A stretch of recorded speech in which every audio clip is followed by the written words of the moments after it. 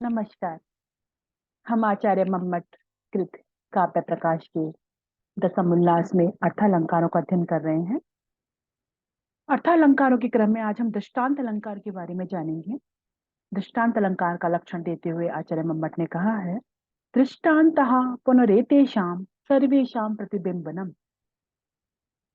दृष्टांत अलंकार वह होता है जहां वाक्य द्वय में, दो वाक्यों में जो साधारण धर्म है, सर्वेशाम जितने भी धर्म है इन सबके सादा धर्म आदि का प्रतिबिंबनम, बिंब प्रतिबिंब भाव होता है। जैसे हम एक दर्पण में अपना मुख देखते हैं तो उनमें बिंब प्रतिबिंब भाव होता है, उसी प्रकार दृष्टांत अलंकार में उपमान और उपमेय रूप वाक्यार्थों में बिंब प्रतिबिंब भाव होता है। स्पष्ट करते हुए आगे कहते हैं, एतेषाम का मतलब है साधारण धर्म आदि नाम, साधारण धर्म आदि का।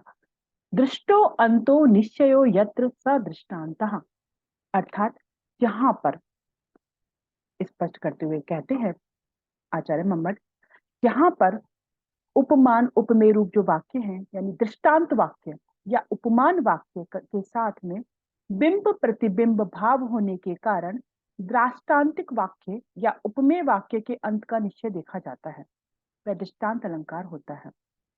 उदाहरण दिया है, त्वयि दृष्ट एव तस्या निर्वाति मनो मनोभव ज्वलितम आलोके ही हिमांशोर विक्षति कुष्मम कुमुदवत्या। तुमको, त्वयि तुमको अर्थात नायक को देखते ही, तस्या मन उस नायिका का जो काम से संतप्त मन है वो क्या हो जाता है, शांत हो जाता है, उसका हृदय शांत हो जाता है।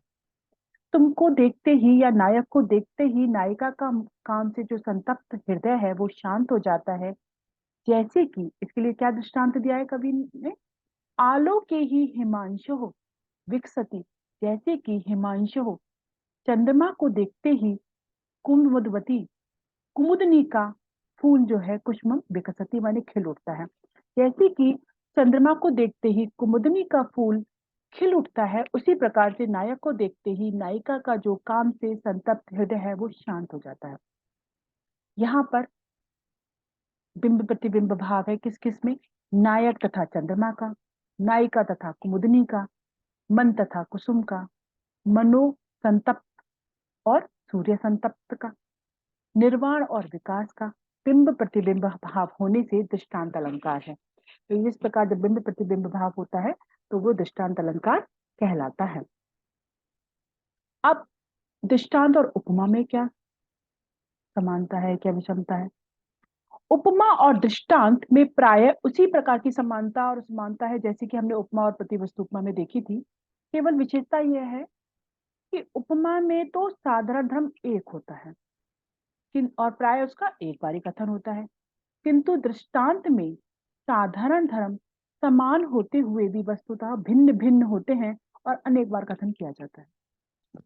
दृष्टांत और निदर्शना में दोनों में उपमान तथा उपमेय रूप दो वाक्य होते हैं और उन्हीं का सादृश्य दिखाया जाता है, और यह सादृश्य बिंब प्रतिबिंब भाव पर आश्रित होता है।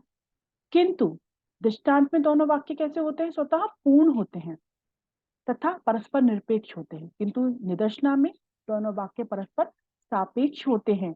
दृष्टांत में पहले दोनों वाक्यों का वाक्यार्थ बोध होता है और पहले हमें वाक्य का अर्थ पता चलता है, फिर उनमें बिंब प्रतिबिंब भाव देखा जाता है, उसकी प्रतीति होती है। किंतु निदर्शना जो अलंकार है उसमें दोनों वाक्यों का बिंब प्रतिबिंब भाव जब जान लिया जाता है तभी वाक्यार्थ का बोध होता है, ये दोनों में भिन्नता है। तो दृष्टांत अलंकार वह है जहां पर वाक्य द्वय में दो वाक्य हैं, उनमें साधारण धर्म की बिंब प्रतिबिंब भाव के रूप में प्रतीति होती है, वह दृष्टांत अलंकार कहलाता है। जैसे कि हमने इसका उदाहरण देखा उसमें स्पष्ट हम समझ पाए हैं।